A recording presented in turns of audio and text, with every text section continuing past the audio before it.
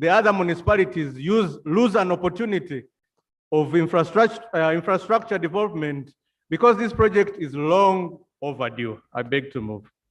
Now, honour members, Kamuru municipality is one of those under a different cluster.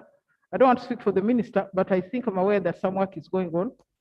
But maybe the minister will do the full info. It's not exactly dead. At least I know from being a citizen on that side. But still, let the minister come and update us so that the whole country can know where we stand on that program. Today is Tuesday, Wednesday. Maybe the minister would come in next Tuesday. Thank you. Item 3. Item number 3, statement by ministers. 3.1 on the progress and status of the Uganda exports of fish moss to People's Republic of China. Honorable the Minister of Agriculture.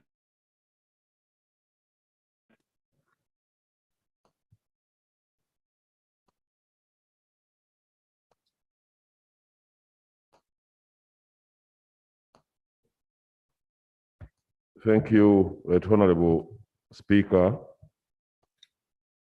Honorable members, this is a statement on the progress and the status of Uganda's export of the fish moss to the People's Republic of China.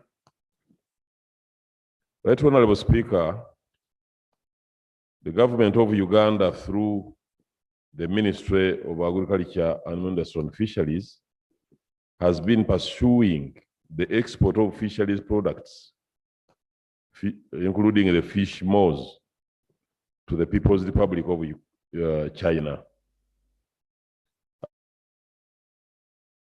The Honorable Minister of Agriculture and Industry and Fisheries and the Commissioner of Customs, Uganda Revenue Authority, to the General Administration of the Customs of China, GACC, an affirmative response was received in September 2019 by the URA Customs Commissioner's Office, detailing the procedures to follow. In December 2019, the Uganda's embassy in the People's Republic of China forwarded to the Permanent Secretary, Minister of Agriculture and Industry and Fisheries, a draft protocol on inspection, quarantine, and veterinary sanitary requirements for the wild fish aquatic products to be exported from the Republic of Uganda to the People's Republic of China. So the draft protocol was cleared by the Solicitor General with minor changes and requested the Minister of Agriculture and Industry and Fisheries to consult the Minister of Finance, Planning and Economic Development, Minister of Foreign Affairs, and the Uganda Revenue Authority before we sign. The Uganda Revenue Authority provided their response, but the Minister of Finance, Planning and Economic Development has not yet provided their comments to date. I wrote a reminder to the Permanent Secretary, Minister of Finance in February this year, but he has not responded. I tried to contact him before I came to Parliament, Right Honorable, but he says he's going to respond. But the draft protocol was forwarded to the Permanent Secretary of Foreign Affairs for onward transmission to the People's Republic of China with our comments for further action.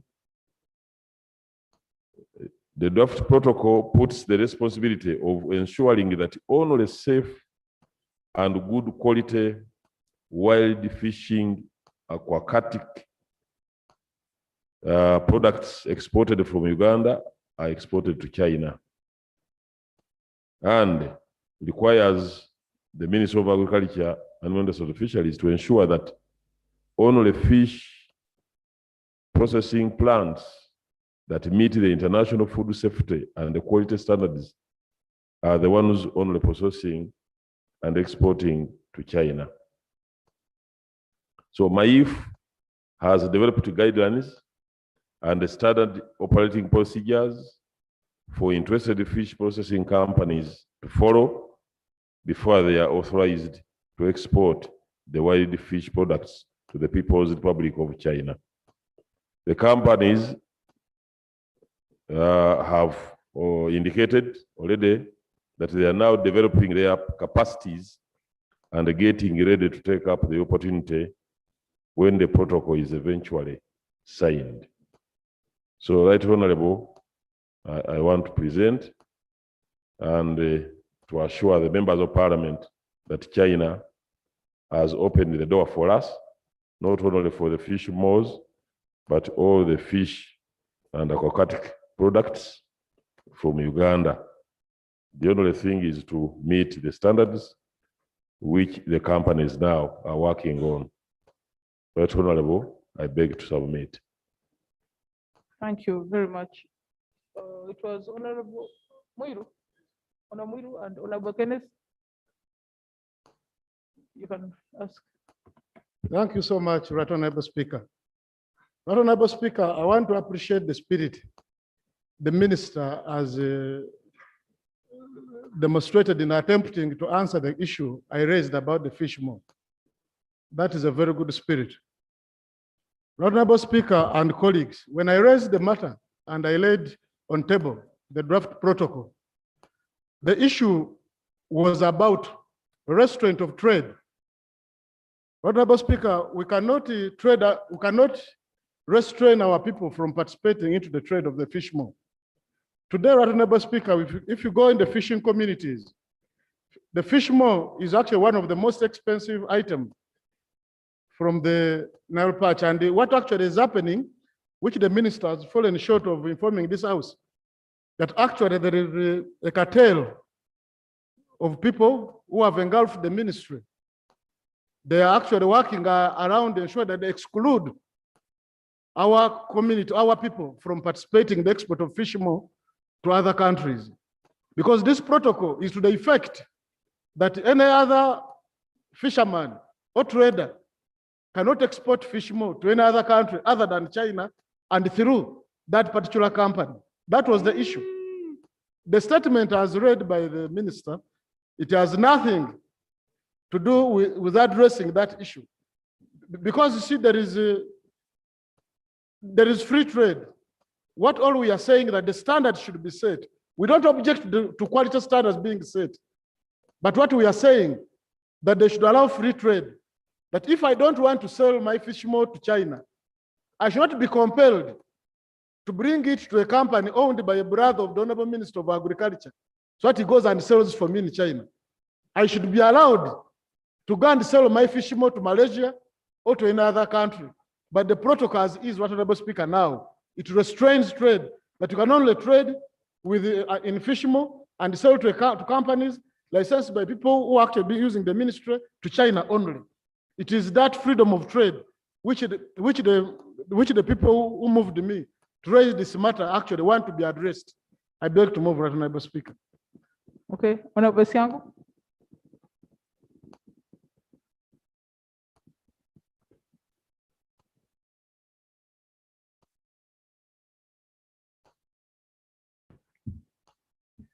Thank you very much, Madam Speaker. Madam Speaker, the issue of fish moors is more than what the eye can catch. At the moment, Madam Speaker, it is a very lucrative business in the fishing industry. And it is a kind of, people call it white gold. There's a lot of money that is being traded within the fish moor, and is the highest paying item within the lake. So you'll find that the group of people who have colluded and formed a kind of a cartel to deny opportunity for the common fisherman to benefit. The only option, Honorable Minister, is that you must interest government to come up with at least a fish processing plant, particularly the one that can process fish moors. This will streamline the business and make fishermen to benefit, because the way it is right now is almost going like in a black market.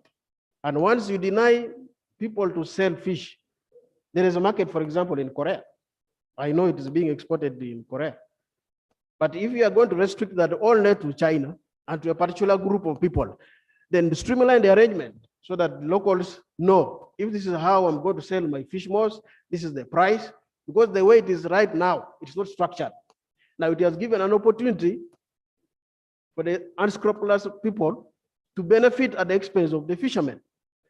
So, Madam Speaker, I'm only requesting that the minister should come out clearly, interest government, attract the investors here. They begin making finished products here so that we earn revenue, employment for our people, and then the rest of the gaps can be filled. Otherwise, if we leave it the way it is now, it is only enriching very few individuals at the expense of the common man and the common fisherman. So I beg to submit, Madam Speaker. Thank you very much. So, okay, another fisherman, Honorable Senyonga. Thank you, Honorable Speaker. I want to thank the minister and my colleagues.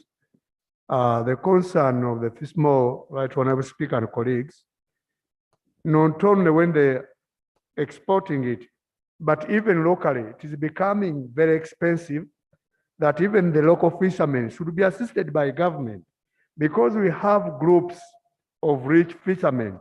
They are now the only one benefiting, and the local ones are really suffering. And you find it is becoming a real struggle. Right, Honorable Speaker, when it comes to these military operations on the waters, they are also now aware of the benefits. They get more involved knowing that if I get 5 of these, right, Honorable Speaker, and that's what is now bringing the problem on the lake. And at the end of the day, the local ones are not benefiting. So the minister should address all the concerns seriously and even how to support the local ones. I thank you. Thank you. So, Honorable Minister, if it is true what the members are saying, I think one has a reason to get alarmed if we are being told that it's that you export only to China and through a particular company. How can that be? That Honorable Speaker. Oh, I think the Honorable Sengo seems to want to say something.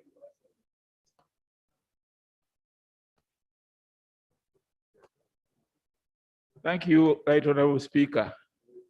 Right Honorable Speaker, in view of the fact that our economy is suffering because of the COVID pandemic, I was wondering whether the minister could not find ways of breeding this type of fish so that we can produce more of them more. Because I heard him saying that they're interested in wild fish. I thought that meant fish that grows freely in the lakes. But I was wondering whether we could not, through research, start breeding this type of fish so that we can have more moles and then expand the export business and add more income for this country. I thank you, Honorable Minister, and I hope the minister will assist me. Thank you. Yes, Minister.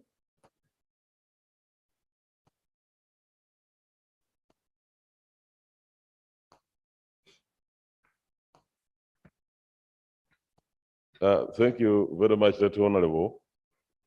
If I can start with the Honorable from Gomba. That Honorable Speaker and members, the more popularly known here as a nuni, is an air bag. In fact, scientifically, it helps this big fish to float and swim. That's why the Nile perch is really faster in those high waters. So it is an air bag, but it has other healthy products, and that is why it has a big market out there. There are so many other types of fish that have fish moss, but they are not here in Uganda. This one comes from a fish that grows in fresh water. Other bigger fish with bigger moss grow from salt water. So it's a different aspects, and that's why people really, that's why it has a bigger market maybe. But again, for whatever reasons, China is the biggest buyer of fish moles. Not only these ones from Uganda, but from other countries, those other moles that I've talked about. And up to even today, the fish moles have been going to China, but not directly, through other countries. And that's why Honorable Kenneth mentioned the black market. So they have not been going to China, which country pays more directly. So when the president of Uganda visited recently China, this is one of the items, the commodities that was discussed with the Chinese leaders to allow Uganda to trade directly with China. And this is one of the areas that, all the items that were allowed by China. We have a list of commodities that have been allowed by China for Ugandan traders to sell to the Chinese market, but this is one of them. So you can sell it anywhere. By the way, Right Honorable Speaker, I want to thank you very much. When we tabled our fish and aquaculture bill, you have sent it to the committee. We have already shared with the committee. All of these, including the fish moor and the other aquatic products, are now embedded in this fisheries bill. Right Honorable, as you know, the old bill is very old, is I think 1951. So the fish moors were not there that time. But they were there elsewhere. Maybe they had no economic value. Yes, let me take that. Maybe they had no economic value, and they were not of interest to the lawmakers that time. You know, it has taken us 100 years now. This is the first day after we have commemorated the 100 years. So that time, I think, it's a bit far back, and these people didn't take interest. And the other products, Right Honorable. So, Right Honorable, as you directed that this fish and aquaculture bill should be expedited, and we conclude it during this before the end of this term. We have already met the committee. The committee, I think, is going to do whatever it takes to make sure that it comes back here. And one of these things, and when you look into the bill that I presented, Right Honorable Speaker, there is no way we are going to allow one person or a cartel or a company to trade in our products and even form and restrain others from joining the business. That is not there. We cannot allow it. And of course, I don't remember anybody in my ministry who has a brother. So even if they had those intentions, I want to assure the honorable members that nobody can do that. As long as I'm the minister there, nobody can bring such a arrangement. Thank you. Thank you. Let's go to the next item.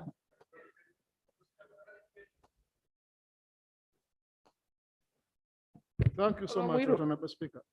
Right Honorable Speaker, you will recall that when the president banned the exporting of the hides and skins, unprocessed hide and skin, it so happened that actually the Minister of Trade enforced that ban. There are companies which pretended to be establishing themselves within the country, and that affected, actually, they set prices to the detriment of the local trade, or to the traders, or to the traders within the communities. They set very low prices to the extent that the traders do not even export their hides and skin out of the country because of the ban. I tried to engage the Minister of Trade over the same, and actually nothing happened. Similarly, what we are trying to create by this protocol is going to be the same. And once it is given effect, our traders will have nowhere to run. So I'm interested, Honorable Minister, maybe the Honorable Speaker, whether this is not a matter where the minister can juggle in terms of response, because it's going to affect the lives of our people. I'm only wondering whether it's not procedurally right that we give him enough time to consult on the protocols, not even to know that the stakeholders were never consulted, even as you are making those comments. The petition I laid before Parliament, it had the petition and signatures of the people who deal in that industry when they were when they wanted to be involved, so that the consultation would involve them. But from the way you are speaking, yes, you are talking as a good man. But in respect of answering the issue at hand, I would move, Honorable Speaker, that we give the minister time with taking and then the stakeholders, so that he makes a comprehensive response other than what he's doing. Because if we make a mistake to go by his statement and the protocol is given effect, then Apple will be actually affected. I seek your indulgence. Now, isn't it something could capture in the law? Isn't it something could It is. capture in It the law is. and It is ensure that captured, well captured. we, It is well captured in the law, Right Honorable Speaker, the proposed law? which yes. we are going to discuss here. Yes, Because if it is there, then we debate and seal it from here. yes. Honorable Oshodi. Right, Honorable Speaker, thank you so much. Right, Honorable Speaker, I'm standing here on a point of clarification from the Minister.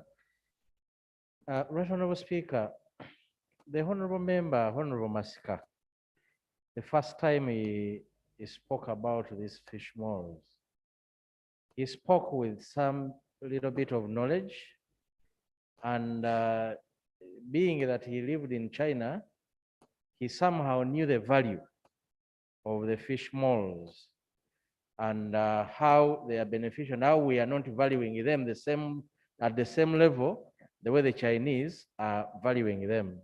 I needed to understand whether the Minister of Agriculture have taken a step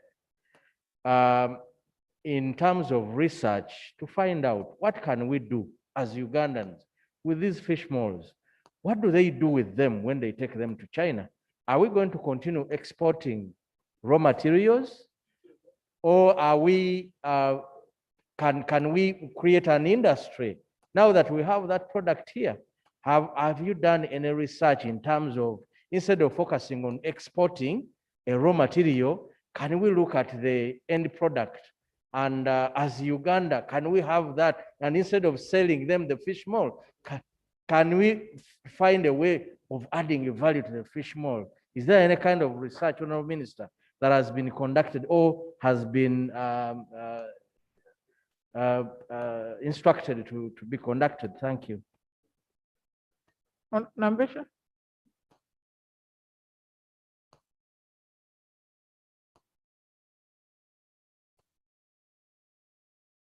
Honorable Minister, my clarification I'm seeking is to address the point that has been raised by the former holder of the floor. I know the president has been the champion of value addition, and in your statement, you clearly show that he's the one behind regulating the fish mold trade through this memorandum and the protocol. You as a ministry, have you taken any steps to advise or even remind His Excellency the President about the importance of what he has been preaching, so that he does not appear to be preaching water, but taking wine? Honourable members, if I'm not mistaken, I think I heard that the molds are used to make caviar. Is it true? Caviar is one of the most expensive items on the menu anywhere in the world. Very, very expensive. That is very right, Right Honorable. If we have time, Right Honorable, I can bring the scientific explanation on the fish mold, which came from our researchers, but it has been discussed also in the cabinet. It has health benefits, of course. It has a lot of benefits on, what can I call them? Those the sexual aspects. So it has really, that is, I think, why it is very expensive. Then they also use it for stitches. The stitches, that is why currently when you are stitched, it's one of the items that is used for what you call those threads for stitching. So this one, when you are stitched with the product from fish maw, it just you know, you don't go back for removal. It dissolves. So it is. It has many other benefits which the others are maybe not, which others know, but our researchers have also put down a list of benefits, and we can later on come back here to share with the members of parliament. So the value addition, therefore, we have been eating it. You can cook. Cooking is also adding value. You can cook and eat it. You have already known it is beneficial, but there is that technology that you need to sieve through this product to get those elements that are needed in the medical field. So, Right Honorable Speaker, it can still be studied more to see whether we can add value from here, but it is a sophisticated product. But on the other hand, as things develop that way, certainly there is a lot of fighting for this fish maw now as we talk. That is true, and I agree with the Honorable Mwiru, because even the rich men who own boats and the nets don't go to the waters. They send these boys. When the boys reach there, they catch a big Nile perch, they cut it and remove the fish maw and put it under their clothes, and they throw away the fresh, the meat, the carcass. So really, it is as bad as that. Then there is a conflict between the boat owners and the factories here. They think the factories are getting a bigger deal. The fish maw should be left to them.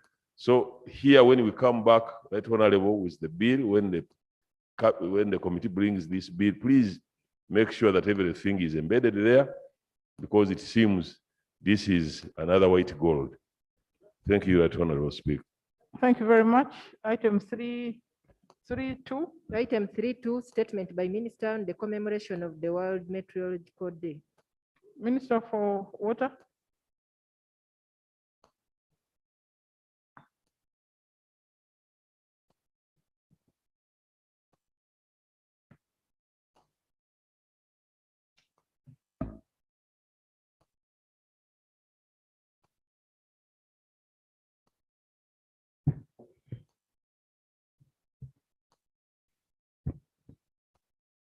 Thank you, Right Honorable Speaker, for this opportunity. Right Honorable Speaker, I'm happy to present a view on the celebration, but I would also, Right Honorable Speaker, kindly request you that after my presentation on Sunday, we celebrated the World Forest Day with you here, and if I can also have something to say for record purposes. Right Honorable Speaker and honorable members of Parliament, Uganda joins the rest of the world to commemorate the World Meteorological Day, which is on 23rd March every year. This year's celebrations will be held on 30th March 2021 in Jinja District under the following theme: the ocean, our climate, and the weather.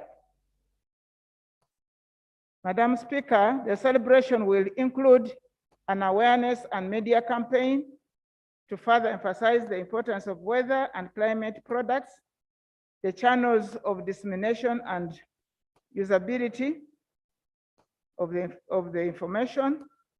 Because of COVID, Right Honorable Speaker and members, this year's main activities will just be scientific, with fewer people involved than usual and an awareness campaign rather than a public celebration like it is always done. Madam Speaker, as we commemorate this year's World Meteorological Day, we intend to have Ugandans sensitized about the importance of meteorology through media and stakeholders' engagements, especially the farmers and practical exercises such as exhibitions. Madam Speaker, a number of activities have been planned within the week to 30th March 2021. And these include planting of trees in selected areas identified by the district of Idinda, open weather and climate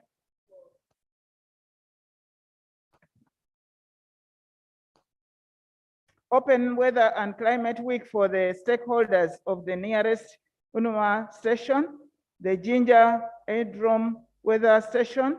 Stakeholders will be able to freely interact with the staff with the questions answered. Exhibitions of new developments at the celebration venue, this will be done. Corporate social responsibility, Madam Speaker and honorable members of Parliament, activities at vulnerable school in Bungaya sub-county, Kagoma County, Jinja district, where a water harvesting system will be donated. An awareness media campaign to raise awareness on the day, where different leaders and staff will have talk shows on the radio stations, at the radio stations. The Directorate of Forecasting Services and that of Applied Meteorology Data and Climate Services will each have exhibition activities at Jinja District Headquarters and at the source of the Nile Hotel. A stakeholders dialogue will ground the activity on the 30th March 2021 at the source of the Nile Hotel. Right Honorable Speaker and the members of Parliament, as you are aware, Madam, the Uganda National Meteorological Authority was established by the Act of Parliament 2012. It doubles as the national focal institution for the Intergovernmental Panel on Climate Change in Uganda. The IPCC is hosted by the World Meteorological Organization and co-supported by the UN Environment, those are former UNEP and UNMO, constituted by thousands of experts from all over the world, mandate to analyze scientific research findings on climate change through different working groups.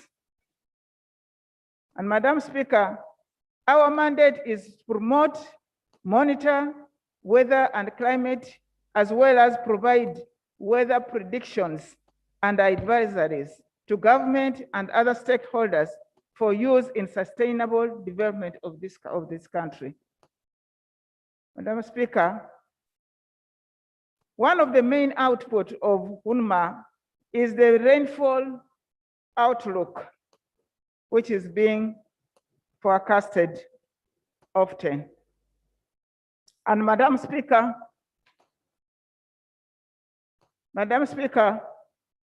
the rains, as a demonstration, the rains,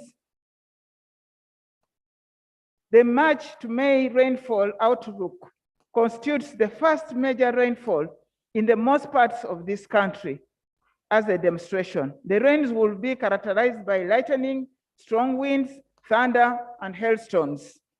These are already projected by this department. And Madam Speaker, therefore, we would like to also to inform this Parliament that the coming rains, as indicated will be characterized heavily by floods, hailstones, waterlogging, land mudslides, gas winds, lightning strikes, and high risk of malaria and cholera, amongst others. Sectors such as agriculture, my ministry, and energy, disaster management, health, infrastructure, works, and transport should take heed of this information. The predicted rains require action in sufficient time and in an appropriate manner so as to take advantage of the information we normally give out. This forecast should be used for planning in all rain-fed economic activities so as to improve economic welfare and livelihood of all our communities in their localities. Madam Speaker, we cannot also not state our challenges. We are also faced with a number of challenges as much as the expectation of the output as outlined above is.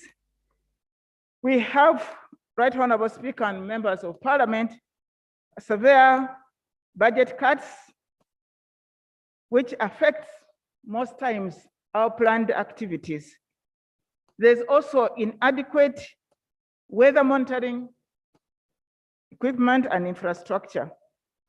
There's need, Madam Speaker, to maintain, support, and secure some of these recent investments that are incomplete, such as the 3 weather radars, in which radar 1 is at Entebbe Airport, has been fully installed, but requires supportive infrastructure. The installation of radar 2 at Rwampara and radar 3 at Lira are currently underway.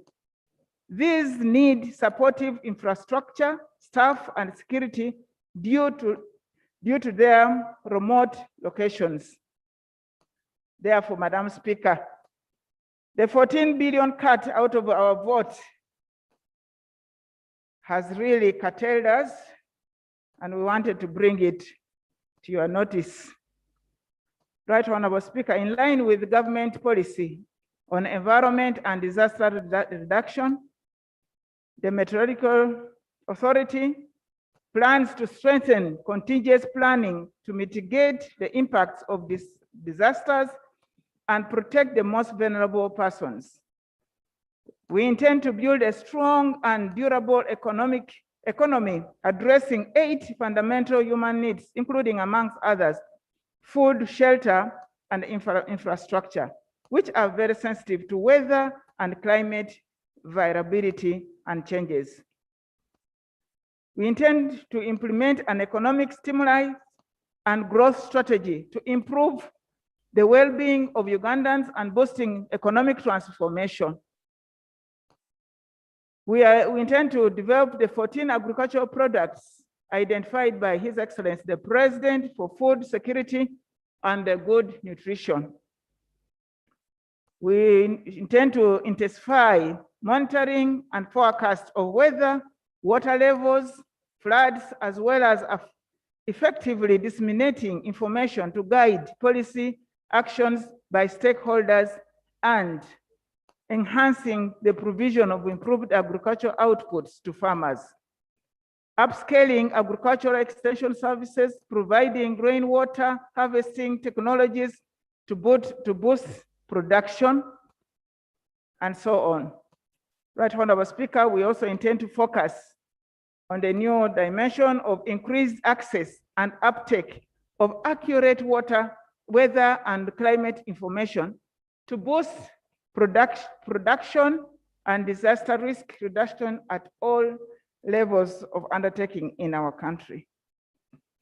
Right Honorable Speaker and members of Parliament, I therefore call upon all Ugandans to join the celebration and to take note of the changing weather patterns as well as plan for their activities in that regard. Madam Speaker, I beg to submit. Thank you very much, Honourable Minister.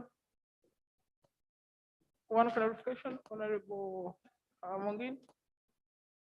And then Honourable Oshave, Nambeshe. Let's just have those three.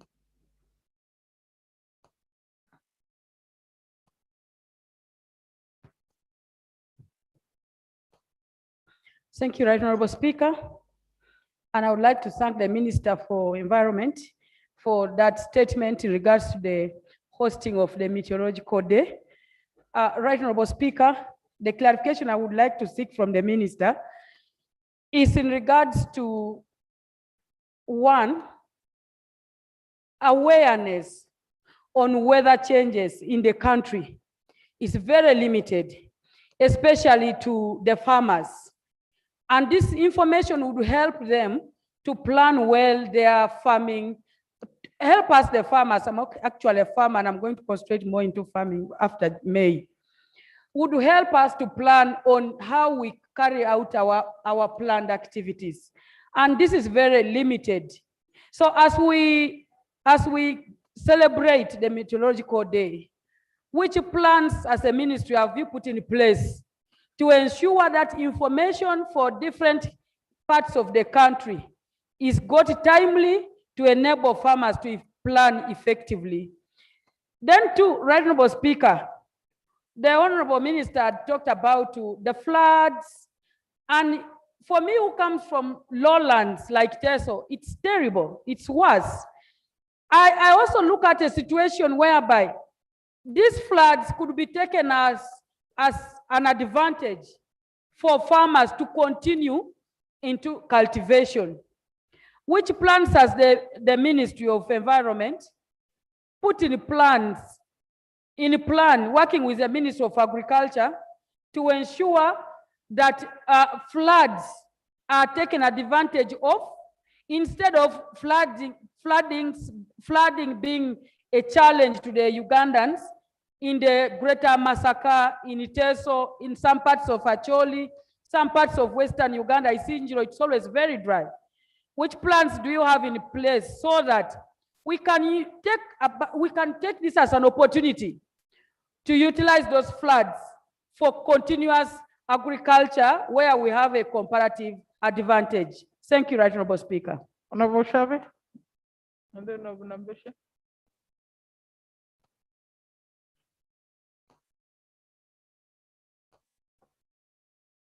Thank you very much, Right Honorable Speaker.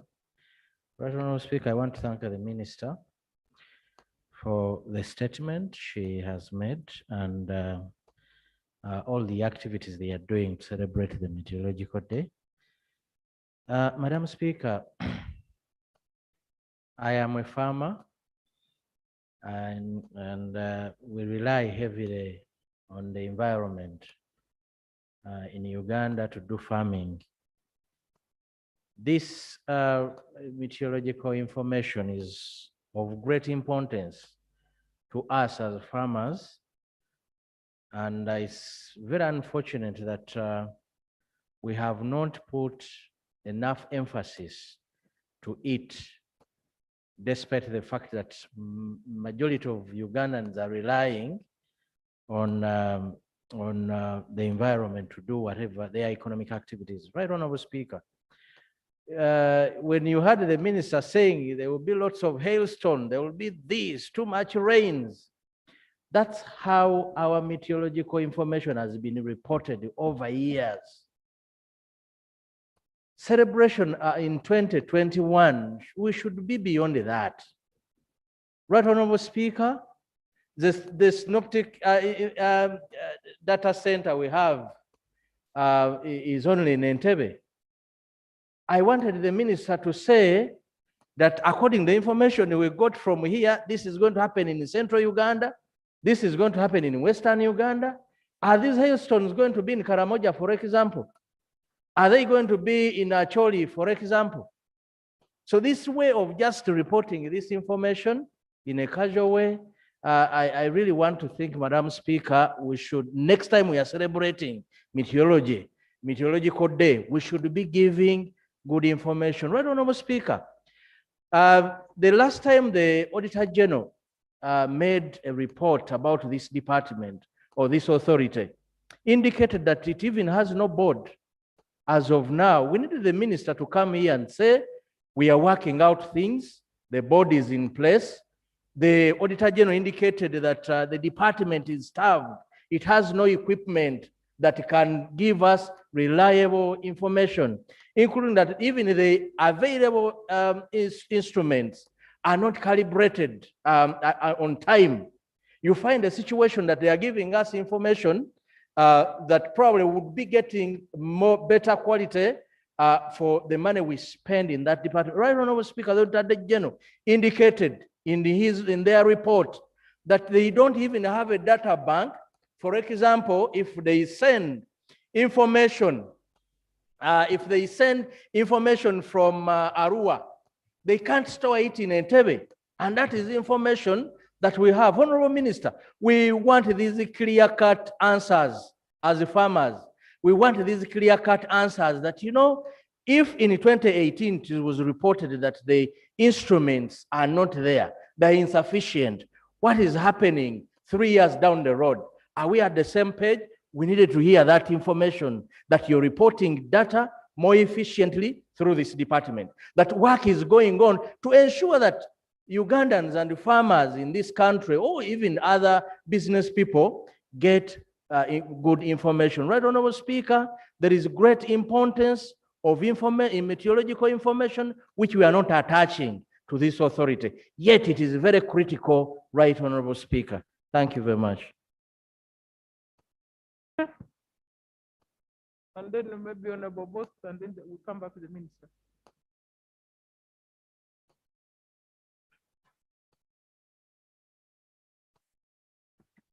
Thank you very much, Right Honorable Speaker. I would like to have an axe to grind a bit with my colleague who has just yielded the floor. Credit must be given where it is due. Of recent, the Uganda National Meteorological Center gives accurate predictions about weather. I've been following actually, especially given the fact that I hail from a disaster-prone district of Duda. And therefore, I'm bound to believe in the predictions that you have just given to us, that there will be a lot of heavy downpours, a lot of thunder, floods, and you know, in Buruda, floods culminate into catastrophic landslides. And Madam Minister, I've been wondering aloud, if indeed the awareness campaign is to address this particular challenge that has been forecast by the Meteorological Center, our Uganda National Meteorological Center. I know Ginger is part of my Eastern. I endear myself to it. Indeed, I'm a resident. But don't you think this commemoration of the World Meteorological Day would have given more psychosocial support to those floods or landslides prone areas, those which will be hard hit by floods and landslides? Yeah, like Buruda, honestly speaking. Because if you had shifted this function, I'm not directing because I'm short of those powers. If you were to shift it to places like Buruda, and now that it is not going to be heavily attended, it is scientific, as you put it in your statement. Don't you think you would even have used better the services of print and electronic media to reach out a wider part of our populace? And if it were in Buruda, honestly, the survivors would have been accorded, the survivors of these floods and landslides would have been accorded the psychosocial support, but also the campaign of awareness would have more meaning, would actually have the feel. Now, my $1,000 question would be, now that you are in the know of what is looming, what plans as a ministry do you have to mitigate some of these likely disasters? Because you know very that whenever floods are around, or heavy downpours. It claims lives. It claims infrastructural developments. But like you have put it in your statement, it is lacking in that aspect of the plan and equally the budget for the same. Madam Speaker, most of the challenges of climate change are human induced, like the case of Bududa. And I would have loved the ministry to have walked the talk. This Ministry of Environment, your docket, Honorable Madam Minister, has already recommended millions of trees for massive planting of trees in Bududa, or in those, actually the Elgon, both Sebei and Bugisu sub-regions, because of the humanly induced activities of felling down wanton felling down of trees. But when I see now you have again made the allocation to my neighbors in Jinja, where the level of disaster, they also have, well, disaster, but it is about levels. Where it is worse, you are doing a complete opposite. So don't you think you are paying lip service to your people? I thank you very much, Madam Speaker. Honorable Boss, and then the minister.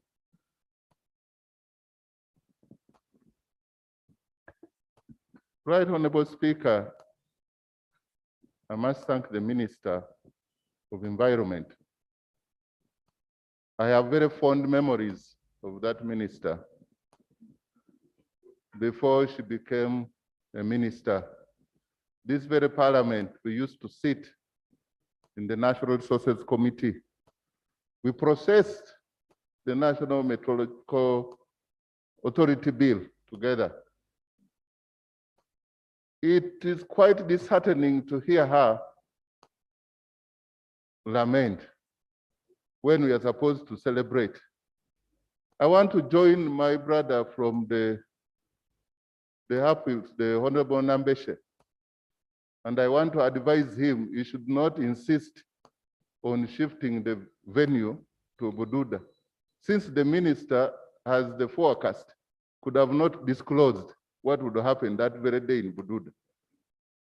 The minister has been very selective with the information as if it's an intelligence information. So it is only Jinja which is safe on that day for celebration. I want to give that information. All other places may not be as safe. But Honorable Minister, you said the Minister of Agriculture, and the Honorable Nambeshe read my notes. In all other countries, Madam Speaker, you've lived, you've traveled. There are countries that you cannot leave your house without looking at the weather forecast. The information about the forecast of weather is very important. It has economic sense. You mentioned the Minister of Agriculture. Where is the Minister of Finance?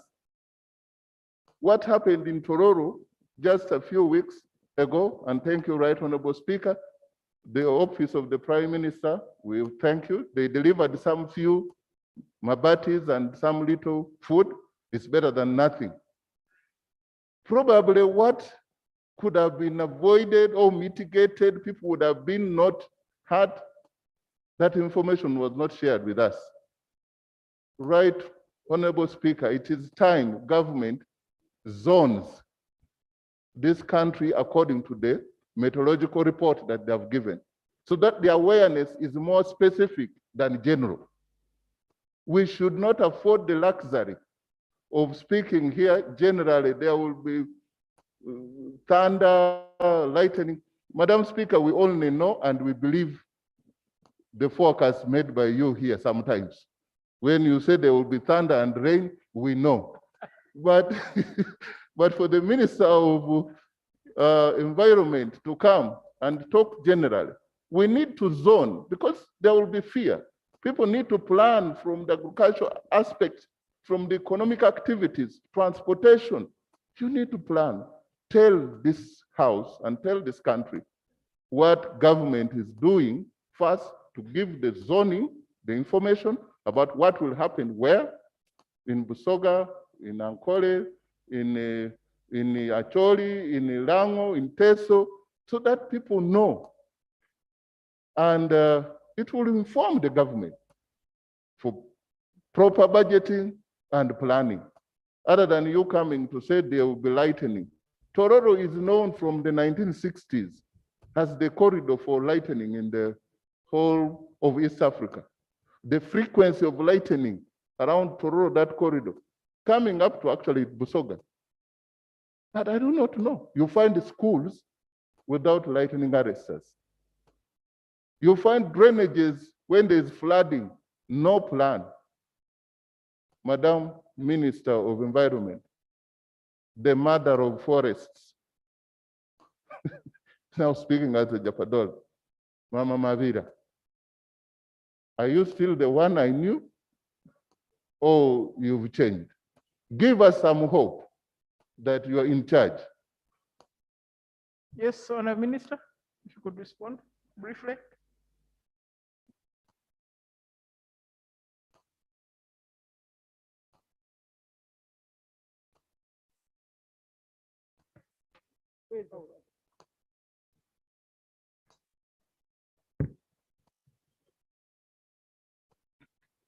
Thank you, Right Honourable Speaker and honourable colleagues for your thoughts and advice to this important presentation.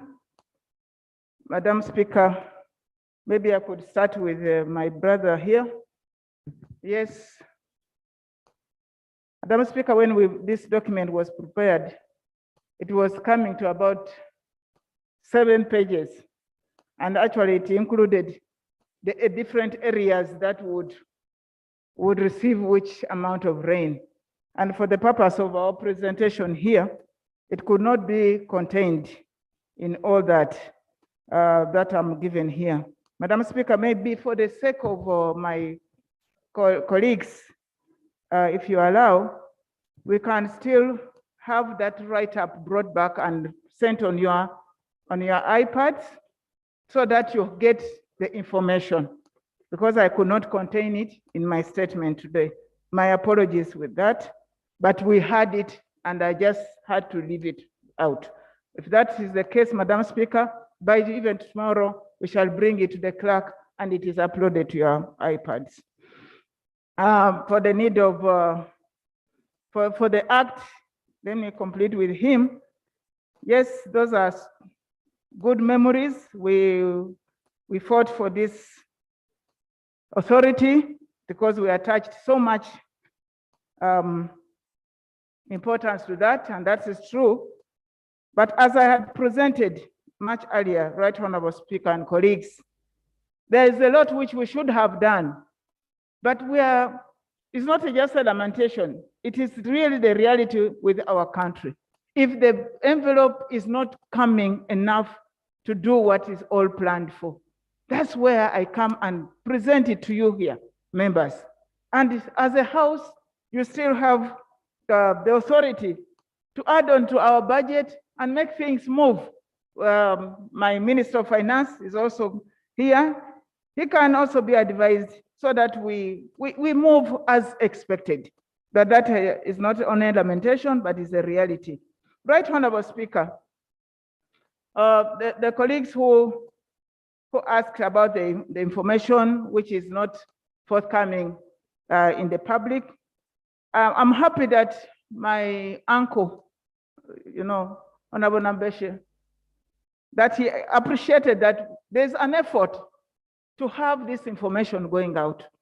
And indeed, colleagues, we have tried to send this information. If you wake up actually in the morning, I think it is, and if some of these media places, we can have some information about what is going to happen. And indeed, it's not completely enough as is expected by the population. We can only say we shall do much better. We have started, we want to build on that. We are requesting for more funding and we make it up to date. The efforts are being made, colleagues. Madam Speaker, a colleague also said, we could make good use of the floods.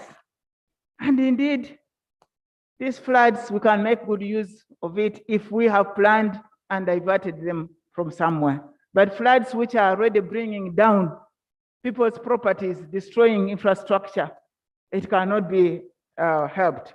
As a ministry, Madam Speaker and honorable colleagues, we are thinking that we have already enough rain in this country, which literally we are donating to neighbors. It is just flowing, most of it downstream. We have already a program. There's some undertakings which are not yet conclusive. We want to have some reservoirs to tap most of this water in big reservoirs so that we don't donate it to the other countries neighboring us.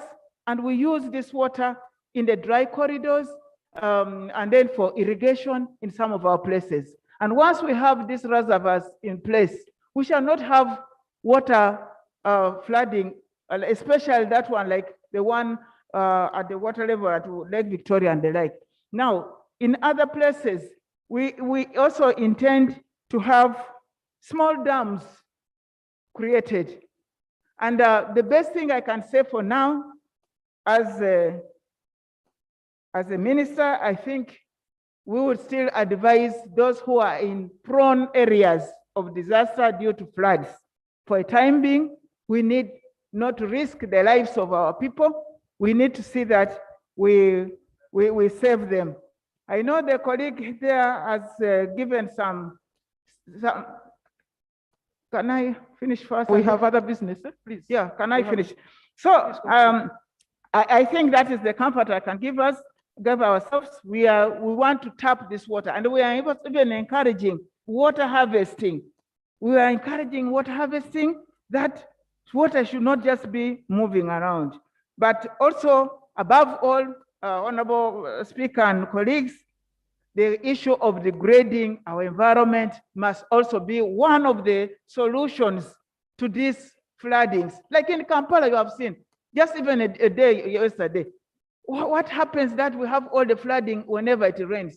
Because we have actually built in the ways of where the water has to go. So Minister. the water has to be. Minister, kindly accept this clarification because. Oh no, Minister, they did not listen to your statement. Yes, that's all right, please. Okay. We have other work. Madam Speaker, thank you very much for the guidance. The board, honorable member, you have just arrived, please. Madam Speaker, I've been listening. This is a transboundary water resource. We are discussing Uganda, but the water we are receiving is from 5 other countries. I want to know what is the transboundary Nile Basin riparian state intervention, because you will ask that question separately. Please conclude. I've got other work. As I conclude, colleagues, the celebration in Jinja, we are supposed to celebrate all over Uganda. Now Jinja is not mistaken. Honorable colleague, God willing, if we are still there, then next year we can bring it to Bududa, and we even plant more trees in that respect. But for this year, a choice has been made, and next year can be to Bududa and another time. So please bear with us. It is for the good. What mitigation measures have we put in place on this, and what warnings are there? What I said in my statement, Madam Speaker and colleagues, is that we have sounded the information out. We want to employ our colleagues, other ministries like the disaster ministry, which should now be prepared. And as you are aware, it has also its own challenges. The Ministry of Agriculture is still also one of those that need to be prepared. But lastly, Madam Speaker and colleagues, the time has come when we are supposed to plant trees. And Madam Speaker, I know you also have some issues around this. I want to be categorical. This is the time those who are ready not to plant, we want to grow trees. As a ministry, to colleagues who are here, we have been assisting, giving the seedlings. But most of these seedlings, Madam Speaker, are given out to people who are not even ready to see that they are grown but just be dumped there and are wasted. I want really serious planters, serious growers of the trees. We come and we get some seedlings and lead by example, starting with you, Right Honorable Speaker. We shall be happy to deliver some of these seedlings as colleagues. We lead by example this season by planting more trees, and we be part of the 40 million or so growers of the trees. I will be happy to do that. Madam Speaker, if you're allowed, you will just let me maybe mention about the forest. No, thanks. On a member, let's go to Thank other you. items, please. Item 4, Item number 4, laying of papers. Minister of Finance. The Insurance Appeals Tribunal Regulations 2019. Is the minister here? Can another minister lay it? Minister of Education, can you lay the regulations? Just for laying.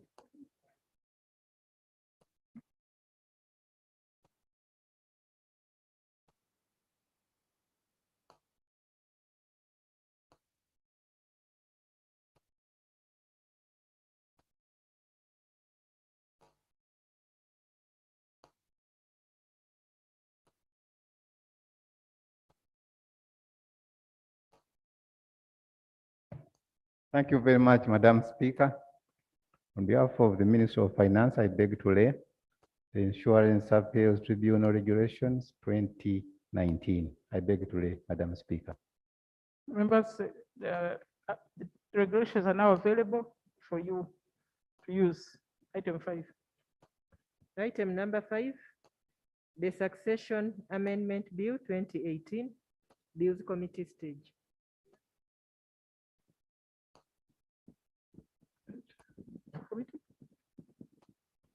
Bills Committee stage.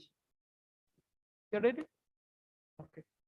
On members, as you recall, we had received the report, we had had a debate, and we had commenced the committee stage, and then there were areas which our minister and the mover wanted to address. I believe they have now been addressed. So let's go to committee stage.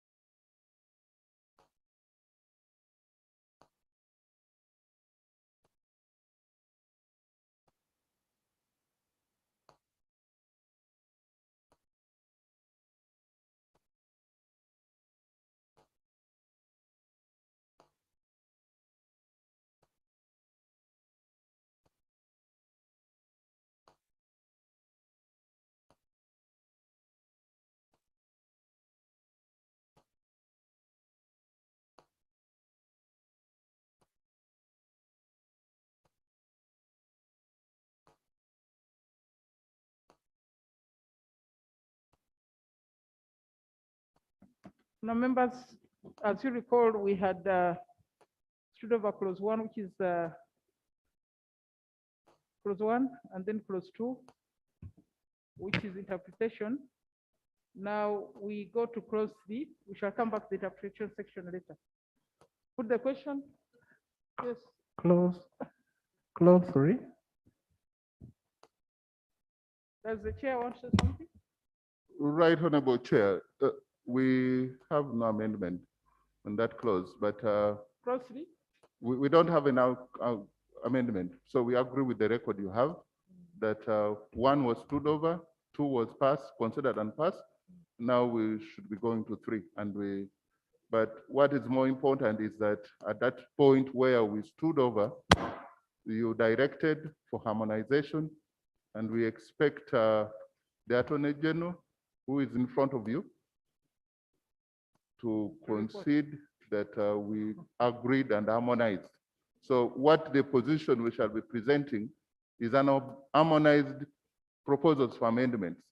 So since it's coming without your leave, I think it's going to concede. So that when you're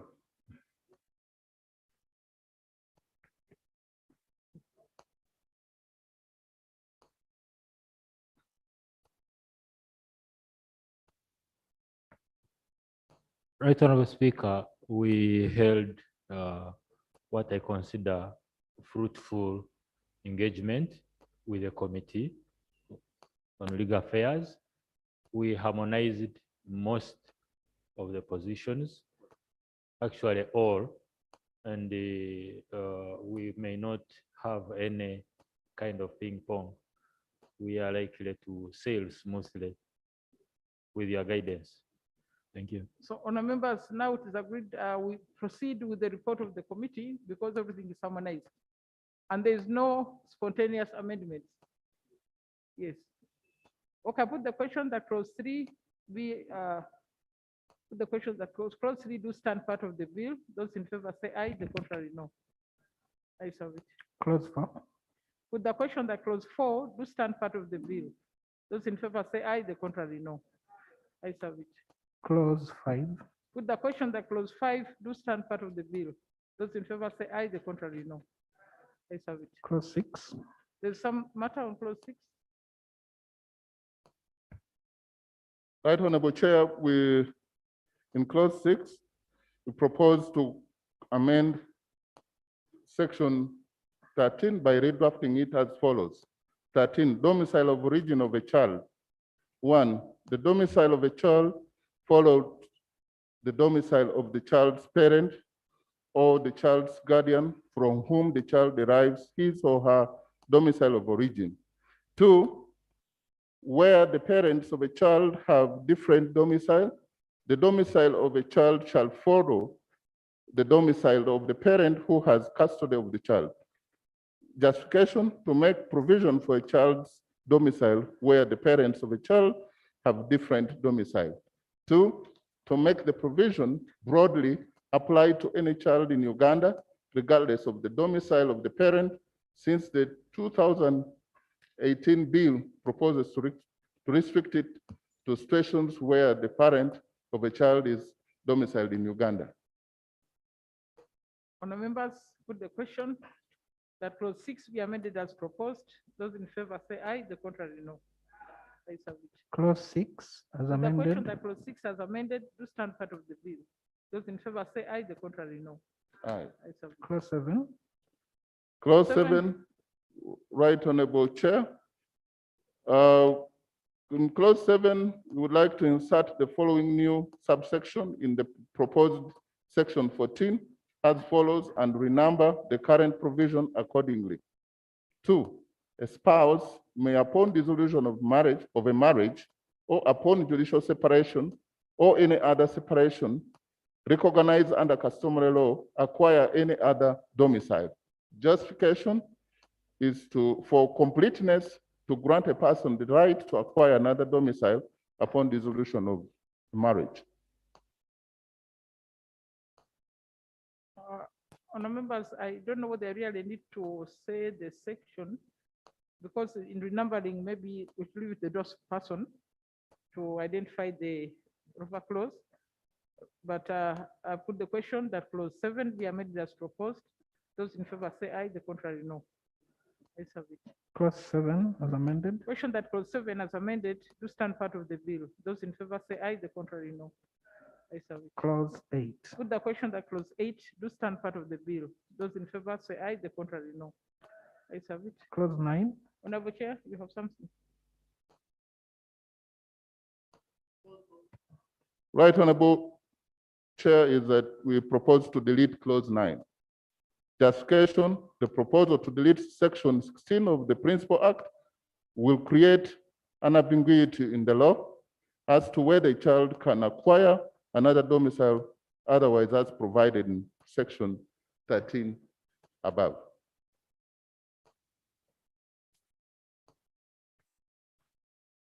I've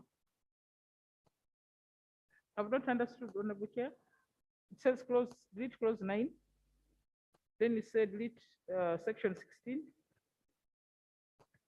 Right Honorable Chair, the clause 9, repeal of section 16 of the Principal Act. And we are saying that clause 9 itself should be deleted because section 16 is still necessary because the proposal to delete section 16 of the Principal Act will create an ambiguity in the law as to whether a child can acquire another domicile otherwise as provided in section 13, which we've just dealt with. Okay, above. honourable members, I put the question that clause 9 be deleted. Those in favor say aye, the contrary no. Ayes have it. Clause 10. With the question that clause 10 do stand part of the bill. Those in favor say aye, the contrary no.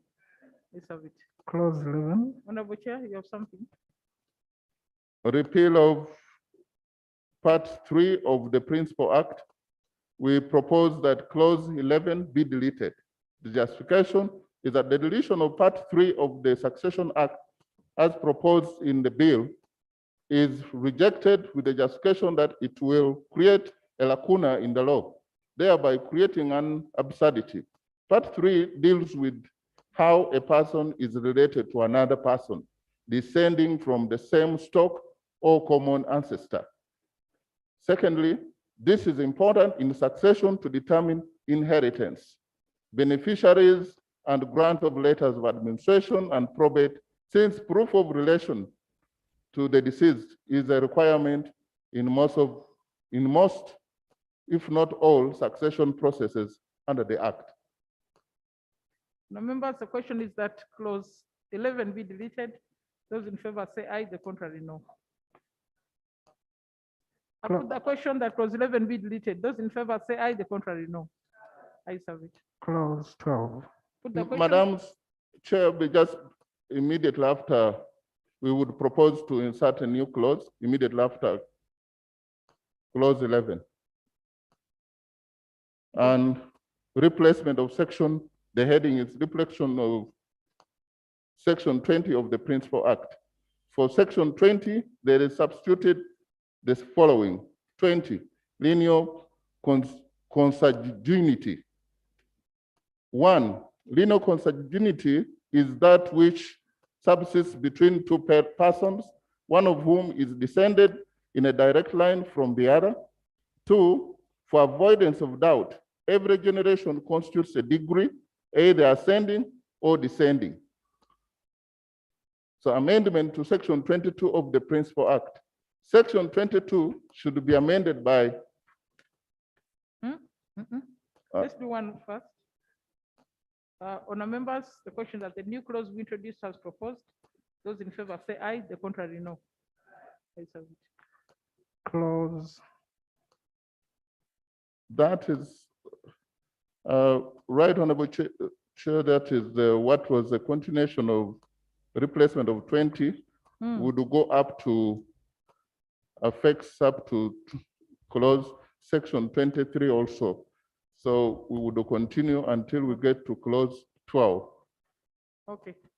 Yes, so, but since a vote has been taken, we take it as for that insertion and the replacement. So we can go to 12. No, you know, you had not spoken to the 22 and 23. So they answered. Yes, okay. I go right ahead and read amendment to section 22 of the Principal Act. Section 22 should be amended by inserting a new paragraph after paragraph B as follows. C, male or female relatives of the deceased, of a deceased person. Another one, amendment of section 23 of the Principal Act. Section 23 of the Principal Act is amended A in subsection 2 by inserting immediately after the word Roman number 1, father, in quotes, in commas, the words or mother. Roman number 2, grandfather, the words or grandmother. And Roman number 3, uncle, the words or auntie. B, in subsection 3, by inserting immediately after Roman number 1, the word grandson, the words or granddaughter. Roman number 2, the word brother, the words or sister. Roman number 3, the word son, the words or daughter. Roman number 4, the word uncle, the words or auntie, and Roman number 5, the words great nephew, the words great niece. C, in subsection 4, by inserting immediately after Roman number 1, the word grandson, the words or granddaughter, and Roman number 2, great uncle, the words or great auntie. Justification to remove matters that conflict with Article 21 of the Constitution, since in their current form, Section 20, 22, and 23 conflict with Article 21(1) insofar as not applying equally to female persons, as you could have realized, referring to the male. I beg to move. Honourable members, the question is that clause 11B amend, a new clause be introduced as proposed. Those in favor say aye, the contrary no. I submit. Clause 12. Clause 12, Honourable Chair. Clause 12, replacement of Section 26 of the Principal Act. For clause 12, there is substituted the following. 12, amendment of Section 26 of Principal Act. Section 26 of the Principal Act is amended, A, in subsection 1 by substituting for the term legal heir the words spouse or lineal descendants. B, by inserting immediately after subsection 2 the following.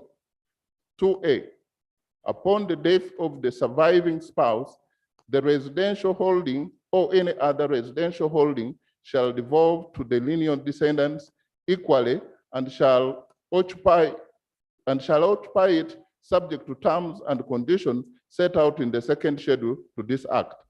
2B, a person who evicts or attempts to evict a lawful occupant of the residential holding or any other residential holding commits an offense and is liable to a fine not exceeding 168 currency points or imprisonment not exceeding 7 years or both.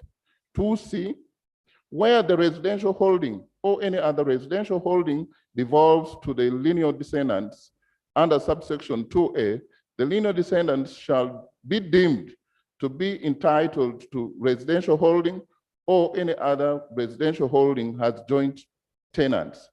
C, in subsection 4, by substituting for the term a magistrate, the word court of competent jurisdiction. Justification, Right Honorable Chair, to require the residential holding or any other residential holding to devolve to the surviving lineal descendants upon the death of the surviving spouse. 2, to protect the surviving spouse or lineal descendants from being evicted and to clarify the nature of ownership between the persons to whom the residential holdings devolve to. Finally, the proposal to refer to court of competent jurisdiction is born out of realization that not all matters under succession law go to a magistrate's court, given it is limited pecuniary jurisdiction. Since some matters can be handled by the High Court, the reference to only magistrate's court is a misnomer. I beg to move. The members' question is that clause 12 be amended as proposed. Those in favor say aye, the contrary no. Aye. I submit. Clause 12 as amended. Question is that clause 12 as amended do stand part of the bill. Those in favor say aye, the contrary no. I Clause submit. 13. Clause 13, Right Honorable Chair. Clause 13, we propose to amend it A, by substituting for the proposed subclause 1A, the following. A, where the intestate is survived by spouse, a lineal descendant, and a dependent relative. Roman number 1, the spouse shall receive 20%. Roman number 2, the dependent relatives shall receive 4%. And Roman number 3, the lineal descendants shall receive 75%. Roman number 4, the customary heir shall receive 1%. B, by inserting immediately after the proposed subsection 1, subclause 1, the following new subclauses. 2, notwithstanding subsection 1, 20% of the estate shall not be distributed, but shall be held in trust for the education, maintenance, and welfare of the following categories of lineal descendants until they cease to qualify as such. A child of the interstate, and where he or she attains 18 years of age until he or she ceases to qualify under paragraph B or C. Then B, a lineal descendant of the deceased who is above 18 years of age but below 25 years of age, if at this time of the death of the interstate was undertaking studies and was not married. And C, a lineal descendant of the interstate who has disability, if at the time of the death of the interstate was not married and was wholly dependent on the interstate for his or her livelihood.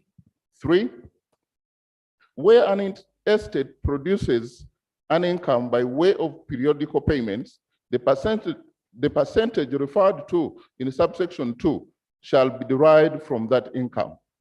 4, for the avoidance of doubt, the percentage specified in subsection 2 shall be deducted from the gross estate before the distribution of the estate under subsection 1. 5, where the lineal descendants specified in subsection 2 do not require all the 20% that is held in trust for their education, maintenance, and welfare, the balance of that percentage that is not required shall be part of the estate to be distributed to all the beneficiaries under subsection 1.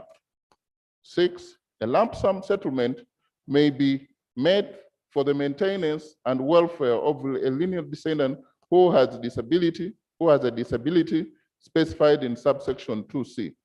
7, a spouse who remarries before the estate of the deceased is distributed shall be entitled to the share he or she would be entitled to under subsection 1. 8, where distributing property among the customary heir and the dependent relatives, priority shall be given to the parents of the deceased. C, delete, the proposal is to delete subsection 2 and 3. Justification, to ensure that the children of the deceased person who are school going continue to be provided from the estate of the deceased person. In addition, to reduce the entitlement of the surviving spouse from 50% as proposed in the bill to 20%, since 20% of the estate is already reserved for the spouse and lineal dependents, thereby increasing the entitlement of such persons. This will increase the entitlement of lineal descendants, in bracket, children of the deceased, to 75% from 41%. This is intended to ensure that a large percentage of the estate goes to the children of the deceased person, since in most cases, they are the neediest of all the beneficiaries under the estate, and they constitute about 70% of the total population of Uganda. Further, to ensure equity and fairness in the distribution of the estate of the deceased person by taking into account the unique circumstances of the beneficiaries, especially those who are infant and those persons with disabilities.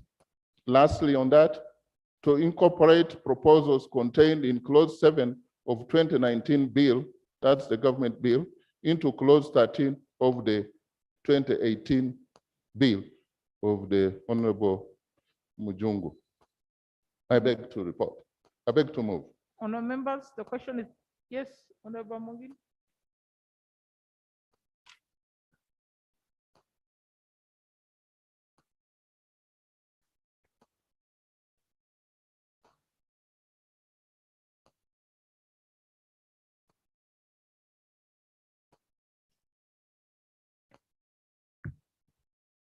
Chair, I would like to make a proposal for 13.2 for the spouse You want to, to make a proposal? yes, 13 No spontaneous amendments. Members, I put the question that clause 13 be amended as proposed. Those in favor say aye, the contrary no. Ayes have it. Clause 14. Clause 14, Honorable Chair. The question that clause 13 as amended do stand part of the bill. Those in favor say aye, the contrary no. Clause 14. Right, Honorable Chair, the clause 14, there is substituted the following: replacement of section 28 of the Principal Act. The Principal Act is amended by substituting for section 28 the following. 28 with the heading, distribution of decised property between members of the same class.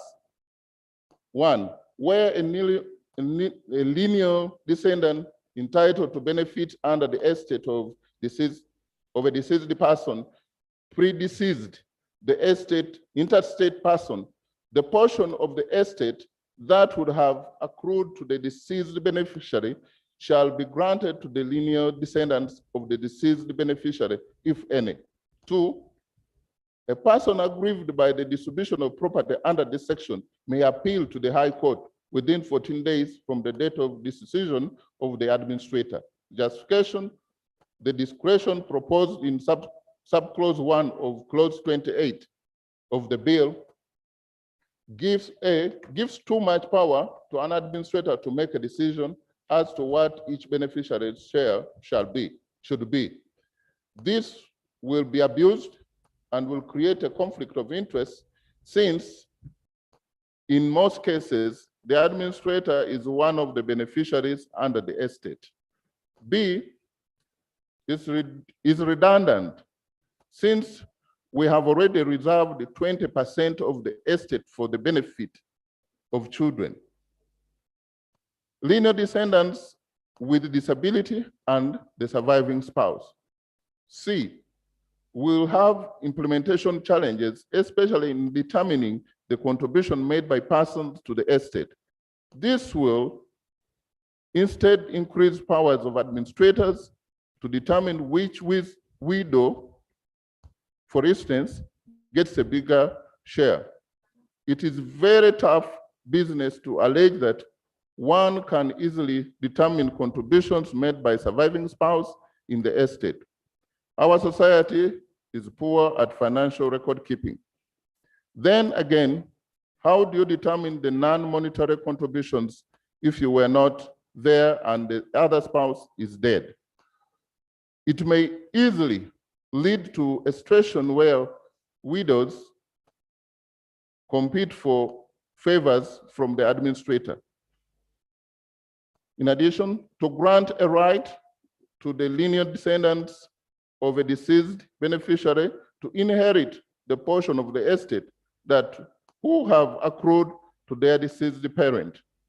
And lastly, on that point, clause 14, to incorporate proposals in clause 8 of the 2019 bill into clause 14 of the 2018 bill.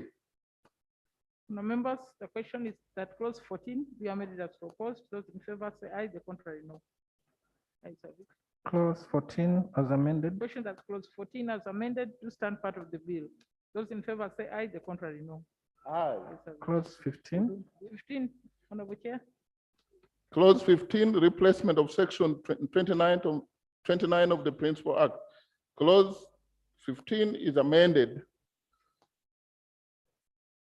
C.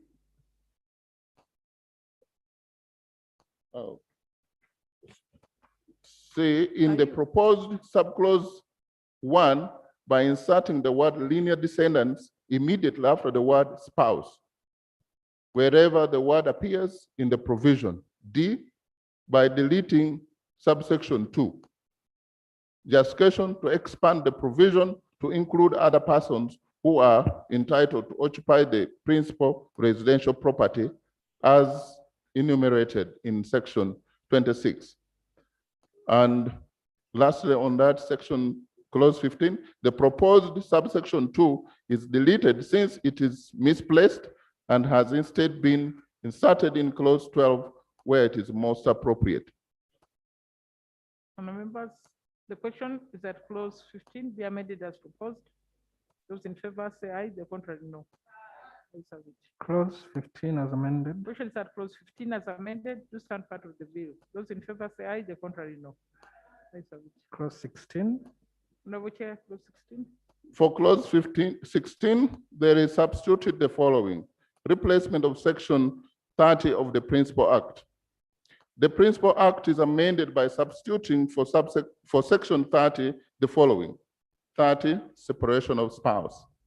A surviving spouse of an intestate shall not take any interest in the estate of an intestate at the death of the intestate.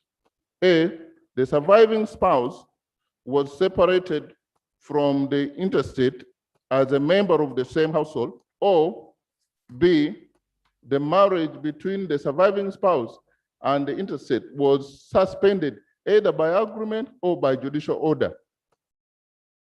2, subsection 1 shall not apply where A, the surviving spouse has been absent on an approved course of study in an educational institution, or B, the intestate was at the time of his or her death the one who had separated from the surviving spouse as a member of the same household. 3, notwithstanding subsection 1, a court may, within 6 months after the death of the intestate, on application made by or on behalf of a surviving spouse, declare that subsection 1 shall not apply to the surviving spouse. 4, a declaration made under subsection 3 shall authorize the applicant to take no more than A, a proportion of the intestate's property entitled to him or her under section 27, or B, a proportion of the property that was acquired